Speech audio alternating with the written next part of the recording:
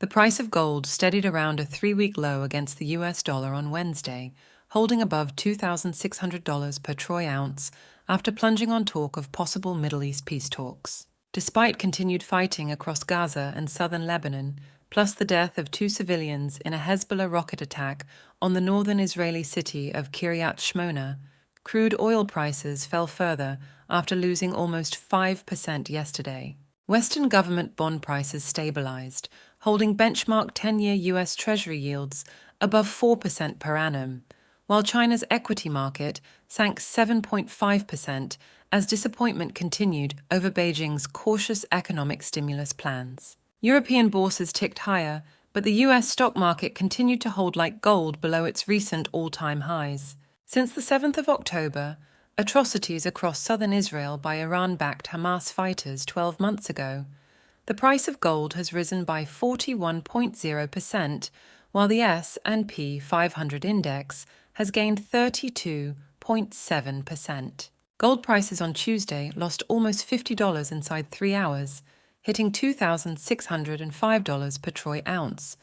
after news broke that leaders of the Iran-backed Hezbollah militia in Lebanon said they no longer demand a truce between Israel and Hezbollah's allies Hamas as a condition for discussing a ceasefire with Israel. With leaders from Iran-backed Hamas and rival Palestinian group Fatah meeting in Cairo, Egypt today to discuss national unity, heavy fighting in the northern Gaza city of Jabalia means there is no end to the hell, for refugees, says the United Nations Local Commissioner General. Unity and cooperation to secure peace, starting with a ceasefire in Lebanon and Gaza, will top the agenda when Iran's Foreign Minister Abbas Araqi visits Saudi Arabia and then Qatar, both key regional allies of the USA, on Wednesday and Thursday, Reuters quotes a senior Tehran official.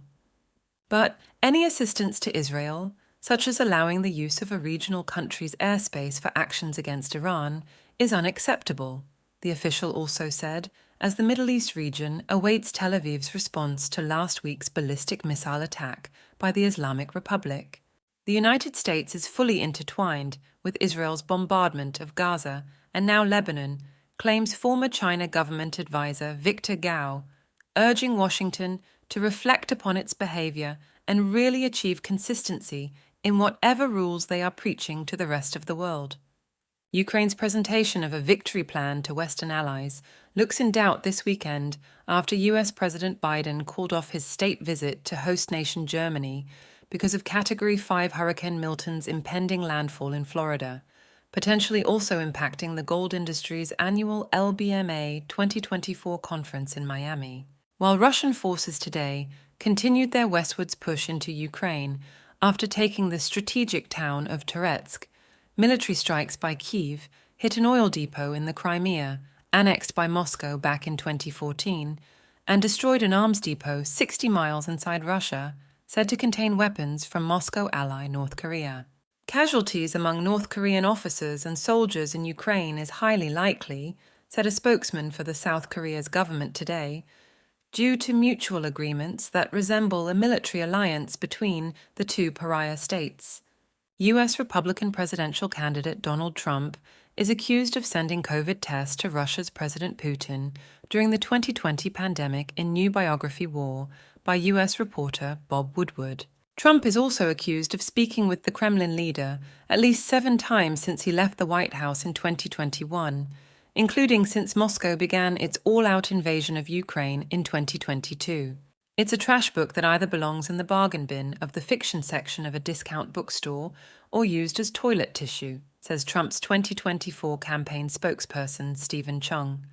Silver prices also held near yesterday's sudden 3-week lows on Wednesday, trading at $30.40 per troy ounce, with a rise of 39.6% from this time last year, when Israel began its retaliation against Hamas in Gaza. Please like this video and subscribe to our channel.